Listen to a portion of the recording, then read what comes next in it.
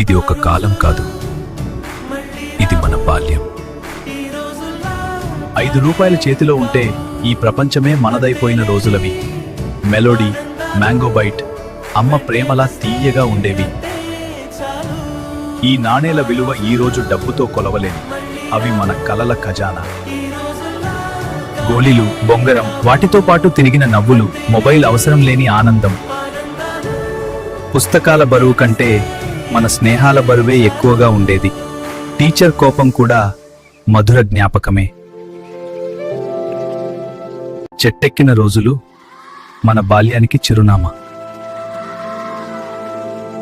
ఈరోజు అన్నీ ఉన్నా అప్పుడు ఉన్న ఆ ఆనందం లేదు. ఎందుకంటే మనం పెద్దవాళ్లమయ్యాం.